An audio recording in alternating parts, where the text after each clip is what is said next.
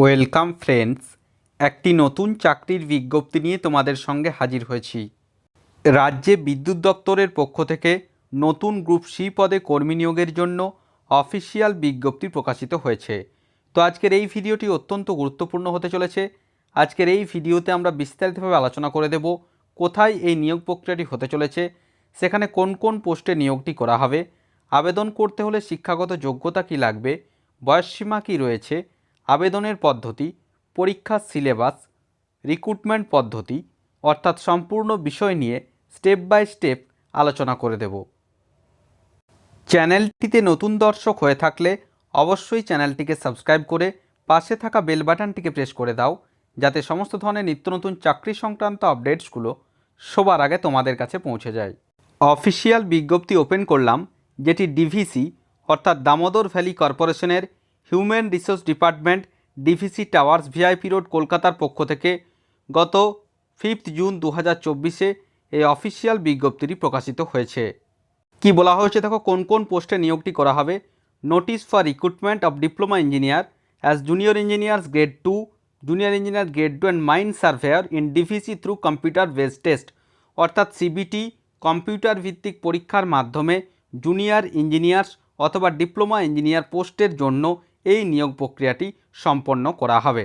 Next কি বলা হয়েছে দেখো, দামোদর ভ্যালি কর্পোরেশনের যে বিস্তারিত যে বিবরণ সেটা এখানে দিয়ে দেওয়া রয়েছে, এবং এখানে কি বলা হয়েছে দেখো, online application from bright result oriented and promising diploma engineers to join it's journey of grow as junior engineer grade 2 in the disciplines of mechanical, electrical, civil, C&I, communication and mine surveyor অর্থাৎ mechanical, electrical, civil এবং communication and instrumentation engineering এবং mine surveyor পোস্টের ক্ষেত্রে নিয়োগটি করা হবে।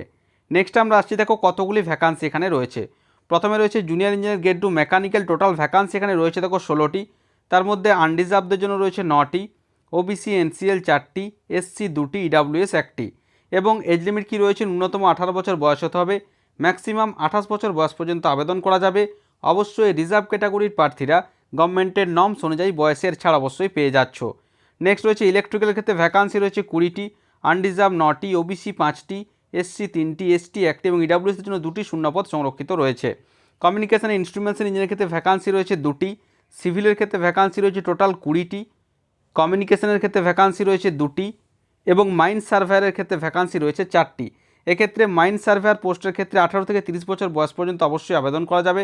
Reserve ক্যাটাগরির প্রার্থীরা গভর্নমেন্টের নর্মস অনুযায়ী বয়সের ছাড় অবশ্যই এখানে পেয়ে যাবে।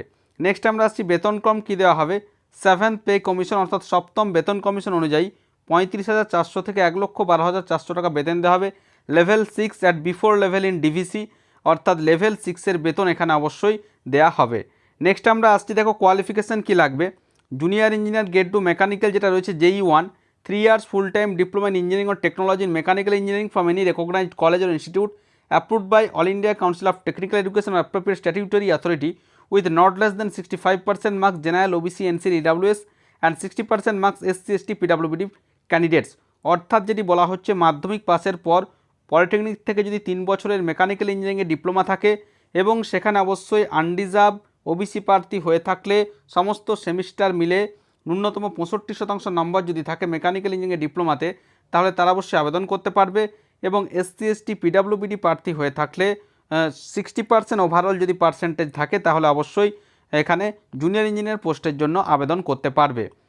নেক্সট রয়েছে 2 নম্বর যেটা রয়েছে, এক্ষেত্রেও সেম কোয়ালিফিকেশান রয়েছে অর্থাৎ 3 বছরের ডিপ্লোমা থাকতে হবে ইঞ্জিনিয়ারিং ও টেকনোলজি, ইলেকট্রিক্যাল ইলেকট্রনিক্সে, এবং সেখানে যদি 65% নম্বর থাকে তাহলে অবশ্যই ইলেকট্রিক্যাল পোস্টের জন্য আবেদন করতে পারবে। নেক্সট রয়েছে C&I অর্থাৎ টেলিকমিউনিকেশন অ্যান্ড ইনস্ট্রুমেন্টেশন ইঞ্জিনিয়ারিংয়ে অথবা ইলেকট্রনিক্স অ্যান্ড টেলিকমিউনিকেশন ইঞ্জিনিয়ারিংয়ে যদি ডিপ্লোমা থাকে তাহলে অবশ্যই এখানে আবেদন করা যাবে। সিভিলের ক্ষেত্রেও সেম কোয়ালিফিকেশান রয়েছে, মাধ্যমিক পাসের পর পলিটেকনিক থেকে সিভিল ইঞ্জিনিয়ারিংয়ে ডিপ্লোমা থাকলে আবেদন করা যাচ্ছে। কমিউনিকেশনের ক্ষেত্রেও সেম কোয়ালিফিকেশান রয়েছে এবং মাইন সার্ভেয়ার পোস্টের ক্ষেত্রে যেটা রয়েছে মাধ্যমিক পাস হয়ে থাকতে হবে, সেখানে 65% নম্বর থাকতে হবে আনরিজার্ভ ক্যাটাগরির প্রার্থী হয়ে থাকলে, এবং ডিপ্লোমা থাকতে হবে মাইনিং অথবা মাইনিং সার্ভেইং অথবা মাইনিং অ্যান্ড মাইন সার্ভেইংয়ে যদি 65% নম্বর সহ যদি ডিপ্লোমা কমপ্লিট হয়ে থাকে তাহলে অবশ্যই মাইন সার্ভেয়ার পোস্টের জন্য এখানে আবেদন করতে পারবে। এবারে দেখো, the candidates who have taken lateral entry two second year of 3 years course of diploma engineering can also apply. যাদের ডিরেক্ট সেকেন্ড ইয়ার অ্যাডমিশন রয়েছে অর্থাৎ লেটারাল এন্ট্রির মাধ্যমে ভোগলেটের মাধ্যমে তারাও কিন্তু অবশ্যই এখানে আবেদন করতে পারবে, সেটাও কিন্তু এখানে উল্লেখিত রয়েছে। অর্থাৎ তাদের কোনো চিন্তাভাবনা নেই, যারা 2 বছরের ডিপ্লোমা যাদের রয়েছে তারাও কিন্তু অবশ্যই এখানে আবেদন করতে পারবে। নেক্সট আমরা আসছি আপার এজ লিমিট যেটা রয়েছে, সেটা তো প্রথমে বলে দেওয়া হলো 18 থেকে 28 বছর, মাইন সার্ভেয়ার পোস্টের ক্ষেত্রে 30 বছর, এবং এসসি এসটি ওবিসি এনসিএল পিডাব্লিউবিডি প্রার্থীদের ক্ষেত্রে গভর্নমেন্ট অফ ইন্ডিয়ার গাইডলাইন্স অনুযায়ী যে বয়সের ছাড় সেটা কিন্তু অবশ্যই এখানে পাওয়া যাবে। নেক্সট আমরা আসছি সিলেকশন প্রসিডিওর। রিটেন টেস্ট অনুষ্ঠিত হবে যেখানে এমসিকিউ টাইপের প্রশ্নপত্র হবে। পার্ট 1-এ থাকবে জেনারেল অ্যাপটিটিউড টেস্ট, যেখানে vocabulary, verbal comprehension, quantitative aptitude, reasoning ability, data sufficiency এবং ইন্টারপ্রিটেশন, নিউমেরিক্যাল অ্যাবিলিটি বিষয়ে প্রশ্ন থাকবে। এবং পার্ট 2-এ থাকবে টেকনিক্যাল নলেজ টেস্ট, অর্থাৎ নির্দিষ্ট বিষয়ে যাদের ডিপ্লোমা রয়েছে সেই সংক্রান্ত প্রশ্নপত্র এখানে থাকবে। এবার দেখো যেটা রয়েছে কোয়ালিফাইং মার্কস এখানে একটা দিয়ে দেওয়া রয়েছে। জেনারেল ওবিসি এনসিএল ইডাব্লিউএস প্রার্থী হয়ে থাকলে 50% of total marks in each part, part 1 and part 2 যেটা রয়েছে 50% নম্বর থাকতে হবে। এসসি এসটি পিডাব্লিউবিডি প্রার্থী হয়ে থাকলে 40% নাম্বার পেলে অবশ্যই তাদেরকে কোয়ালিফাই বলে বিবেচিত করা হবে এবং পরবর্তী ক্ষেত্রে তাদেরকে যে ডকুমেন্ট ভেরিফিকেশন এবং ট্রেড টেস্ট বা যাবতীয় যে প্রসেসটা রয়েছে ডকুমেন্ট ভেরিফিকেশনের জন্য তাদেরকে এখানে ডাকা হবে। এখানে দেখো দিয়ে দেওয়া রয়েছে the shortlisted candidates will be call for document verification through email only and the details such as date, time, venue, অর্থাৎ লিখিত পরীক্ষার পর তাদেরকে কিন্তু ডকুমেন্ট ভেরিফিকেশনের জন্য অবশ্যই ডাকা হবে। Final selection will be after successful completion of medical test and document verification, অর্থাৎ ট্রেড টেস্ট হচ্ছে না যেটা প্রথমে বললাম। এখানে লিখিত পরীক্ষায় যদি কেউ কোয়ালিফাই করে তারপর ডকুমেন্ট ভেরিফিকেশনের মাধ্যমে মেডিকেল টেস্টের মাধ্যমে ফাইনাল সিলেকশন কিন্তু এখানে হয়ে যাবে। এবার দেখো পেমেন্ট অফ অ্যাপ্লিকেশন কত রয়েছে। অ্যাপ্লিকেশন ফি যেটা রয়েছে জেনারেল ইডাব্লিউএস ওবিসি এনসিএল প্রার্থীদের ক্ষেত্রে নন রিফান্ডেবল অ্যাপ্লিকেশন ফি 300 টাকা ধার্য করা হয়েছে, এবং এসসি এসটি পিডাব্লিউবিডি এক্স সার্ভিসম্যান এবং ডিবিসি ডিপার্টমেন্টাল প্রার্থীদের ক্ষেত্রে তাদেরকে কোনোরকম কোনো অ্যাপ্লিকেশন ফি কিন্তু এখানে লাগছে না। এবং লাস্ট ডেট রয়েছে পেমেন্ট করার আগামী 4 জুলাই 2024 পর্যন্ত তোমরা কিন্তু এখানে যে অ্যাপ্লিকেশন ফি সেই অ্যাপ্লিকেশন ফি এখানে কিন্তু পেমেন্ট করতে পারবে।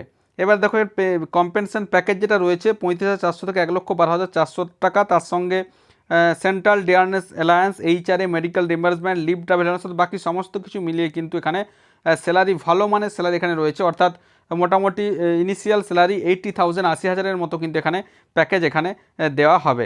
তার সাথে হেলথের যে সুবিধা সমস্ত কিছু রয়েছে, এবং যে কোনো ভারতীয় নাগরিক হয়ে থাকলে তোমরা অবশ্যই এখানে আবেদন করতে পারছো।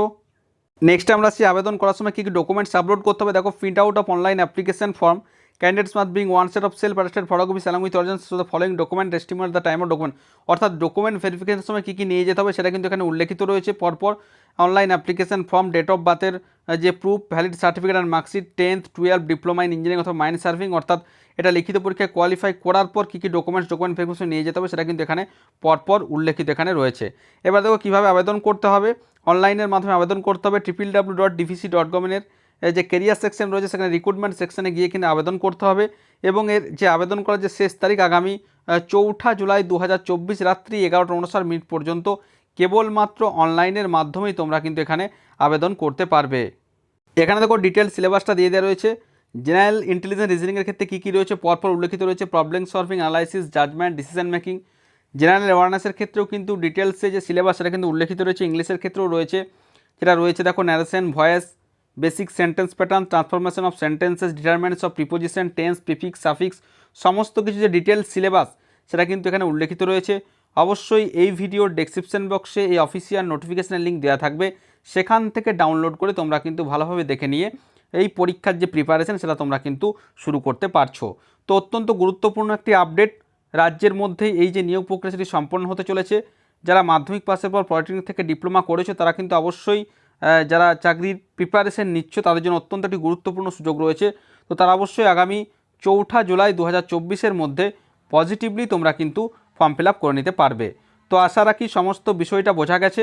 তারপরেও যদি কোনো প্রশ্ন থাকে অবশ্যই আমাকে কমেন্ট করে কমেন্ট বক্সে জানাবে, আমি যথাসাধ্য উত্তর দেওয়ার চেষ্টা করব।